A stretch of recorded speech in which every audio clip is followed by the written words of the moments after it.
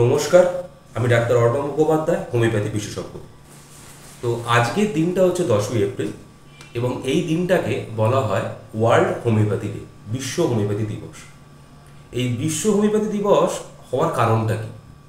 তো এই দিনেই মানে 10ই এপ্রিল 1755 সালে আমাদের যিনি হোমিওপ্যাথির সূত্রগুলো প্রতিষ্ঠা করেছিলেন জনক ডাক্তার স্যামুয়েল হ্যানিম্যানের জন্মদিন। তো যেহেতু আজকে ওনার জন্মদিন, তাই আজকে ভিডিওর প্রথম কিছু বিষয়টা আমি ওনার নিয়েই বলবো, মানে ডক্টর স্যামুয়েল হ্যানিম্যানকে নিয়েই বলবো। ওনার জীবনের বিভিন্ন অজানা বিষয়গুলো আপনাদেরকে আমি আজ জানাবো। আমরা শুধু নাম শুনি কি না হ্যানিম্যান। তো হ্যানিম্যানের গোটা নামটা কি? হ্যানিম্যানের গোটা নামটা হচ্ছে ক্রিশ্চিয়ান ফ্রেডরিক স্যামুয়েল হ্যানিম্যান। উনি জন্মেছিলেন জার্মানিতে। তো পড়াশোনাতে প্রথম থেকেই উনি খুব ভালো।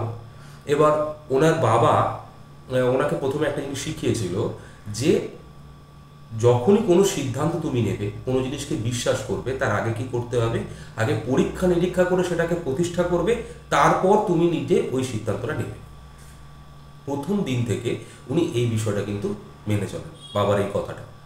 তো 20 বছর বয়সে উনি কি করলেন, ওনার ওই যখন স্কুলটা শেষ হয়ে গেল, তারপর স্কুলিংয়ের শেষে উনি লিপজিগ চলে এসেছিলেন জার্মানিতে। লিপজিগ শহরে এসে উনি ডাক্তারিতে ভর্তি হলেন। এরপর সেখানে ডাক্তারি পাশ করলেন।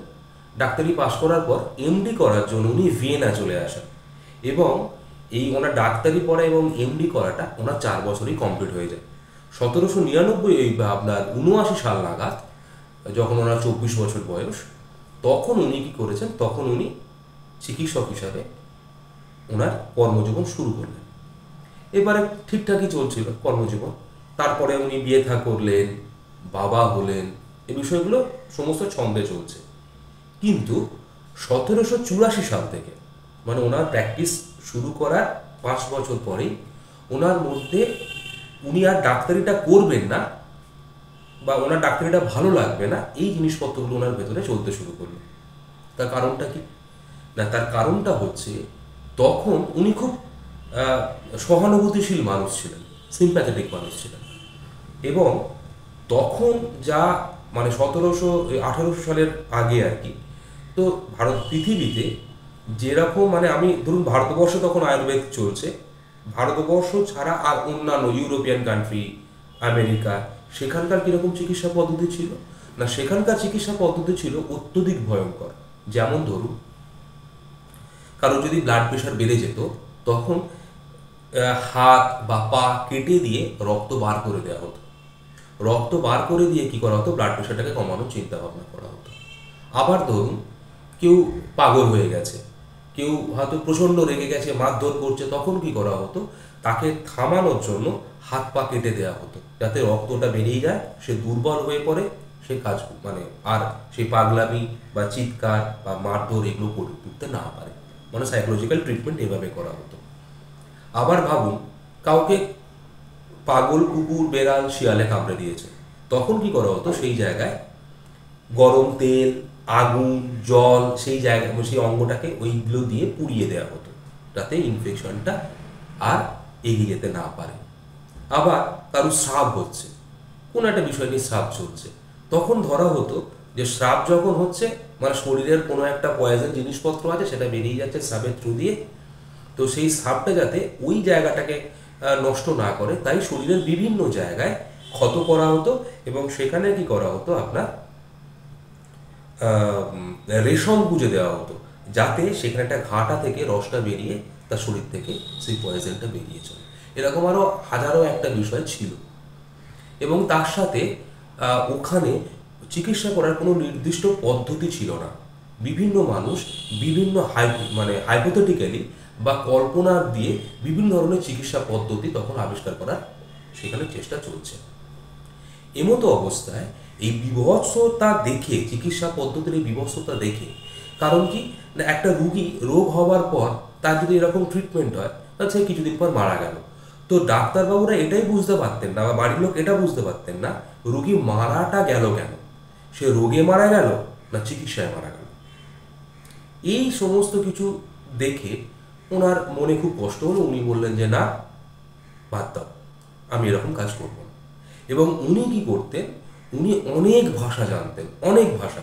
যেমন ধরুন আরবিক জানতেন, আরবি ভাষা, স্প্যানিশ ভাষা, জার্মান ভাষা, ল্যাটিন, ইটালিয়ান, এরকম গ্রিক, এরকম প্রচুর ভাষা জানতেন।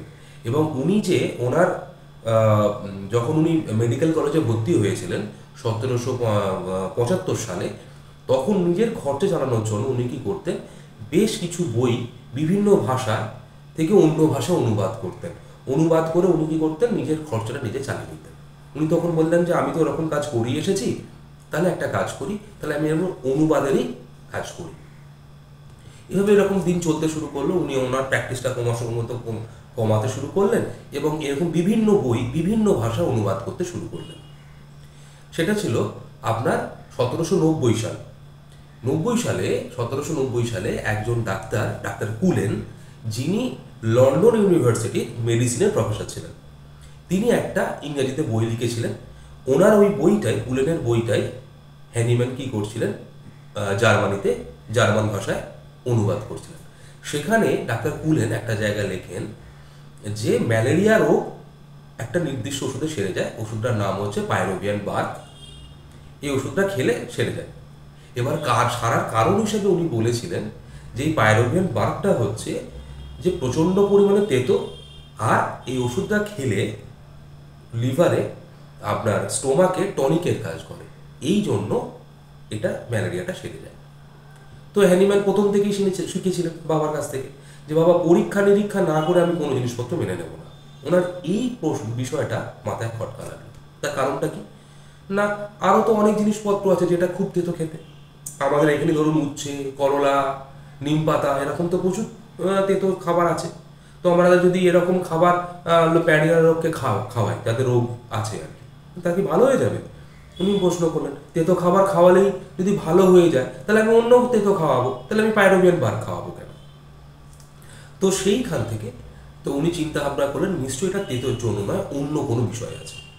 সে বিষয়টা কি না, উনি যখন প্র্যাকটিস লাইফ শুরু করছেন আপনার 1779 সালে, তো ওনার প্র্যাকটিস লাইফে প্রথমে উনি একটা রাজার বাড়িতে থাকতেন এবং সেখানে গৃহ চিকিৎসক হিসেবে নিযুক্ত ছিলেন। এবং সেই রাজার একটা বিরাট বড় গ্রন্থাগার ছিল, সেখানে প্রচুর বই ছিল।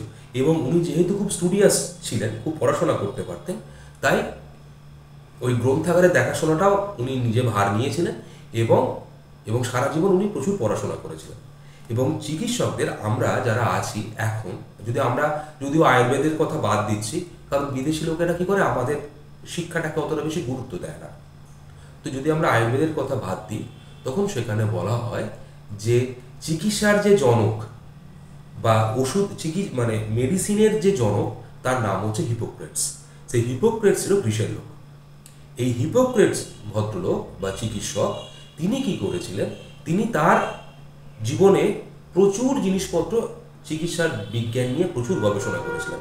এবং গবেষণা করে বিভিন্ন জায়গায় উনি বলেছিলেন যে কিছু রোগ কিছু পার্টিকুলার মেডিসিনে ভালো হয়ে যায়, আবার এমনও কিছু জিনিসপত্র দেখতে পাওয়া যায় যেটা খেলে ওষুধ, যদি আমি সেই দ্রব্যটাকে গ্রহণ করি তাহলে আমার রোগ তৈরি হয়।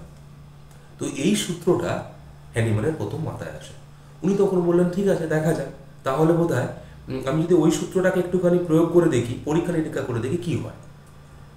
এই ভেবে উনি কী করলেন, যে পাইরোভিয়ান বার্ক বা সিনকোনা যে রসটা ছিল, সেটা উনি 4 ড্রাম, মানে আপনার 5 ml করে 20 ml সারাদিনে 2 বার উনি গ্রহণ করতে শুরু করলেন পরীক্ষার পারপাসে, যে আদৌ এই ম্যালেরিয়া রোগটা কেন সারছে, এর পেছনে কারণটা কি। তেতোটা কারণ নয়, উনি বুঝেই গেছিলেন। এই দেখে উনি পাইরোভিয়ান বার্কের যে রসটা বা পাইরোভিয়ান বার্কের যে ওষুধটা, সেটা উনি সারা দিনে 2 বার 20 ml করে খেতে শুরু করলেন, মোটামুটি 20 ml করে খেতে শুরু করলেন। কিছুদিন খাওয়ার পর উনি দেখলেন একটা অদ্ভুত রেজাল্ট এলো। সেটা কি না, ম্যালেরিয়া রোগ হলে যেমন জ্বর হয়, যেমন হাত পা যন্ত্রণা হয়, যে যে সিমটমসগুলো ডেভেলপ করে, ঠিক সেই সেম সিমটমসগুলোই কিন্তু হ্যানিম্যান সাহেবের শরীরে প্রকাশ পেয়েছে। উনি তাহলে ভাবলেন যে তখন তো চারদিকে খুব ম্যালেরিয়া হতো, বোধহয় আমার ম্যালেরিয়া হয়েছে। উনি ওষুধ খাওয়াটা, পাইরোভিয়ান বার্কটা বন্ধ করে দিলেন। দেখলেন কই, সেরকম তো কোনো সমস্যা নেই। আবার উনি পাইরোভিয়ান বার্ক খেলেন কয়েকদিন, গিয়ে দেখলেন আবার একই ধরনের সিমটমস, ম্যালেরিয়ার মতো অবস্থা শুরু হলো। তখন উনি সিদ্ধান্ত নিলেন যে এই পাইরোভিয়ান বার্গ, যে ওষুধটার কথা বলা হচ্ছে, কুলেন সাহেব বলেছেন, এই ওষুধটা নিজে ম্যালেরিয়ার মতো রোগ তৈরি করতে পারে বলেই এই পাইরোভিয়ান বার্গ ম্যালেরিয়া রোগটাকে সারাচ্ছে। এইখান থেকে হোমিওপ্যাথির যে ফান্ডামেন্টাল জায়গা, যে প্রথম সূত্র, সেটা তৈরি হলো সিমিলিয়া সিমিলিবাস কিউরেন্টার, মানে লাইক কিওর লাইক। এই যে আমরা বলি হোমিওপ্যাথি, এখানে দেখুন দুটো শব্দ আছে, হোমিও আর একটা হচ্ছে প্যাথি। প্যাথি শব্দের অর্থ হচ্ছে সাফারিং, মানে কষ্ট, ভোগান্তি, আর হোমিও মানে সিমিলার, সিমিলার সাফারিং, মানে যেই ওষুধটা আপনার শরীরে যে রোগ তৈরি করতে পারবে, সেই রোগে যদি আমি ওই ওষুধটা ব্যবহার করি তাহলে সেটা সেরে যাবে। একটু খটোমটো লাগছে না? তো আপনাদেরকে একটা উদাহরণ দিয়ে আমি বোঝাই। ধরুন আপনি প্রচণ্ড পরিমাণে বেশ কিছু মাংস খেয়েছেন, বেশ কয়েকদিন ধরে মাংস খেয়েছেন, খেয়ে আপনার পেটের গেছে 12টা বেজে। এরপরে আমি দেখলাম যে মাংস খেয়ে যখন শরীরের সমস্যাটা এসছে, তাহলে মাংসটাকে যদি আমি ওষুধের মতো ব্যবহার করি তাহলে কিন্তু ওই সমস্যাগুলো চলে যাবে। কীরকম? ধরুন আপনি মাংস খেয়েছেন প্রচুর, আপনার গলা জ্বলছে, বুক জ্বলছে, ঢেকুর উঠছে, পায়খানা হয়তো পরিষ্কার হচ্ছে না, ঘুম হয়তো হচ্ছে না, প্রেশার বেড়ে গেছে, এরকম এরকম ঘটনা ঘটেছে। তখন আমি একটু সুস্থ মানুষকে যদি অল্প একটু মাংস প্রতিদিন ধরে ওষুধ ফর্মে, ওষুধের মতো তৈরি করে তাকে যদি খাওয়াতে শুরু করি, যদি দেখি যে ওই ওষুধটি খাওয়ার কিছুদিন পরে তার এরকম পেট জ্বালা করছে, গলা বুক জ্বালা করছে, পায়খানা হচ্ছে না, প্রেশার বেড়ে যাচ্ছে, এরকম যদি ঘটনা ঘটে, তাহলে আমরা বুঝবো যে যখনই আমাদের এই ধরনের কোনো সমস্যা শুরু হবে তখন ওই মাংসর মধ্যে ওষুধটাকে যদি অল্প ব্যবহার করি তাহলে আমরা সেরে যাব। এইটা হচ্ছে হোমিওপ্যাথির মূলনীতি। এটাকে বলা হয় সিমিলিয়া সিমিলিবাস কিউরেন্টার। এটা 1790 সালেই হ্যানিম্যান আবিষ্কার করে ফেলেছিলেন। কিন্তু একটা করলে তো হবে না, একটা করলে তো আমি কোনো জায়গায় প্রমাণ করতে পারবো না এটা কি ঘটনা ঘটছে। তখন উনি কি করলেন, ওই সময় আরও বিভিন্ন রোগে কিছু নির্দিষ্ট ওষুধ ছিল, যে ওই ওষুধগুলো খেলে আপনি ভালো হয়ে যাবেন। তখন এবার উনি সেই ওষুধগুলো নিজের ওপর প্রয়োগ করতে শুরু করলেন এবং গিয়ে দেখলেন ঠিক তাই, উনি যেটা ভেবেছিলেন যে ওই একই রোগের কিছু আর্টিফিশিয়াল সিমটমস ওনার শরীরে তৈরি হচ্ছে। তখন উনি একটা জায়গায় সেটাকে লিখলেন এবং যে জার্নালে প্রকাশ পেয়েছিল সেটা ছিল 1796 সালে। উনি 1796 সালে ওনার এই তথ্যটা উনি প্রকাশ করলেন একটা পত্রিকায়। সেই বছরটাকেই আমরা ধরে নিই হোমিওপ্যাথির জন্মবৎসর, 1796 সাল। এরপর তো উনি প্রথমে কি করলেন, এই মাদার টিংচার আমরা যেটাকে ব্যবহার করি এখন, সেই মাদার টিংচার ফর্ম হচ্ছে ওই 20 ml বা ড্রাম ফর্মে বা বার্কের যে উনি খেয়েছিলেন মাদার টিংচার। এরপর ওনার জীবনে এরকম ঘটনা ঘটলো যে নেপোলিয়নের সময়, নেপোলিয়নের এগেনস্টে একজন বিরাট বড় ক্ষমতাশালী মানুষ ছিলেন, তিনি একসময় প্যারালাইসিস হয়ে গেছেন। তো তখন উনি শুনলেন যে না, আমি ওরকম অত কষ্টদায়ক জিনিসপত্রের মধ্যে যাব না। তো ডাক্তার হ্যানিম্যান এরকম কিছু একটা তৈরি করেছেন। ওনার ফলোয়ার্সরা তখন কি করলো, ওই প্যারালাইসিস রুগীটাকে নিয়ে এলো, নিয়ে যে হ্যানিম্যান চিকিৎসা করলেন, গিয়ে দেখলেন উনি অনেকটা ভালো হয়ে গেল। তারপর উনি চলে গেলেন, গিয়ে আবার নেশা করছেন, করে সমস্যা তৈরি করলেন। পরে উনি আবার অ্যালোপ্যাথির দিকে শিফট করে গেলেন, তারপর উনি মারা যান। এইরকম করে হোমিওপ্যাথিটা জন্ম হয়েছে। এবং এই যে আমরা আজকে ডাক্তার হ্যানিম্যান স্যারের যে জন্মবর্ষটাকে, যে দিনটাকে, জন্মদিনটাকে পালন করছি, এর পেছনে কারণটা কি হচ্ছে জানেন? ওই একজন মানুষ যিনি নিদারুণ দারিদ্রতার মধ্যে কাটিয়েছেন, কোনো সময় খেতে পাননি, ওনার স্ত্রী মারা গেছেন, ছেলে মেয়েদের ভালো করে ভরণ পোষণ করতে পারেননি, তা হলেও নিজের কায় মনোবাক্যে হোমিওপ্যাথিটাকে প্রতিষ্ঠা করার আপ্রাণ চেষ্টা করে গেছেন। এ শহর থেকে সে শহর, তারপরে অন্য শহর উনি ঘুরে বেরিয়েছেন। কারণ কি, এখন যারা আমরা হোমিওপ্যাথ, যখন আমরা কোনো কিছু বলার চেষ্টা করি তখন গিয়ে দেখবেন যে বিভিন্ন লোক এর এগেনস্টে কিন্তু যায়। আমি যেমন বারবার ধরে বলেছি, আপনি দীঘা থেকে দার্জিলিং চলে যান, কোনোদিন হোমিওপ্যাথির হয়ে কেউ বলবে না, কোনো ব্যানার পাবেন না, কোনো প্রচার পাবেন না, চারদিকে শুধু অ্যালোপ্যাথিরই প্রচার থাকবে। আগেও কিন্তু একই ঘটনা ঘটেছিল এবং হোমিওপ্যাথিটাকে নিয়ে অনেক লোক প্রথম দিন থেকে ক্রিটিসাইজ করেছিল এবং ওনাকে যেহেতু উনি জন্ম দিয়েছিলেন ওনাকে অনেক ক্রিটিসাইজড হতে হয়েছিল। তো উনি এই জায়গা থেকে সরে গেছিলেন, কিন্তু তাতেও এই লোকটা কোনোদিন ভেঙে পড়েননি। উনি কি করেছিলেন? প্রচুর বই লিখে গেছিলেন হোমিওপ্যাথি। এই যে আমরা বলছি যে উনি ওষুধটা খেলেন, খেয়ে কিছু লক্ষণ দেখা দিচ্ছে, তো সেটা একটা জায়গায় উনি লিপিবদ্ধ করেছিলেন, একটা জায়গায় লিখেছিলেন, পরে সেটাকে পাবলিশড হয়েছিল, তারপর নাম হয়েছিল মেটেরিয়া মেডিকা পিউরা। কারণ আমরা মেটেরিয়া মেডিকা মানে কি হচ্ছে না, একটা মেডিসিন সম্পর্কে বলা হচ্ছে, এটা হচ্ছে মেটেরিয়া মেডিকা পিউরা, উনি নাম দিয়েছিলেন। তারপরে উল্লেখযোগ্য যেটা বই আমরা সাধারণত পড়ে থাকি তার নাম হচ্ছে অর্গানন অফ মেডিসিন। এই অর্গানন অফ মেডিসিন বইটাতে উনি কি লিখলেন যে প্রথম থেকে ওনার 6খানা ভার্সন এই বইয়ের এডিশন ছিল। উনি ওনার জীবনযাপনে যতদিন জীবিত ছিলেন শেষে 6th এডিশন বা 6ষ্ঠ সংস্করণ উনি করেছিলেন। এবং প্রথম দিন থেকে ভদ্রলোক একটা জিনিস দেখলেন কি না, এই যে ওষুধটা আমরা ব্যবহার করছি, ওষুধটাকে আরও কত কম পরিমাণে ব্যবহার করা যায়। প্রথমে উনি মাদার টিংচার এসেছিলেন, মাদার টিংচার থেকে ডাইলিউশন ফর্মে এসেছিলেন, তখনও আদার কাজ চলছিল, কেউ 1x ফর্মে করেছিলেন আরেকজন, তো সেই জায়গাটাকে উনি নিলেন, 1x করলেন, তারপর সেই জায়গা থেকে উনি সেন্টিসিমালে নিয়ে এলেন। কারণ আমরা কি করি, আমরা দেখবেন ডাইলিউশন পোটেন্সি ইউজ করি 30, 6, 200, 1000, 10,000। এই মানে কি হচ্ছে, এখানে আমি ওষুধের পরিমাণটাকে কমাচ্ছি, মানে তার যে র মেটেরিয়াল ছিল সেই র মেটেরিয়ালটাকে আমরা কমাই এবং তার পরিবর্তে কি হয়, তার পাওয়ারটাকে আমরা বাড়াই। এই প্রসেসটাকে বলা হচ্ছে ডায়নামাইজেশন। এই ডায়নামাইজেশনটাকে যখন বা পোটেন্টাইজেশন, এই পোটেন্টাইজেশন যখন আমরা করছি, ওষুধের পাওয়ার যখন আমরা বাড়াচ্ছি, তখন তার শক্তিটা বৃদ্ধি পাচ্ছে। মানে একটি নাক্স ভূমিকা মাদারের যা ক্ষমতা তার থেকে ঢের গুণে বেশি ক্ষমতা হচ্ছে নাক্স ভূমিকা 1 এর। এবং দেখা যাচ্ছে নাক্স ভূমিকা যদি আমি ওষুধটাকে মাদার টিংচারটা ব্যবহার করি বেশ কিছুদিন, তাহলে দেখা যাবে আমার শরীরে টিটেনাস হলে যেরকম লক্ষণ দেখা যায় সেরকম লক্ষণ কিন্তু দেখা দেবে।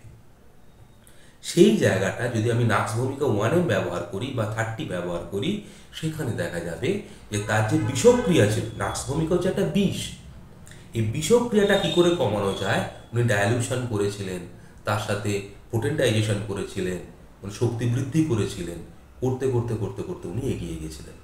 এইভাবে একটা মানুষ সারা জীবনে পরিশ্রম করে শেষ জীবনে উনি স্বীকৃতি পেয়েছিলেন।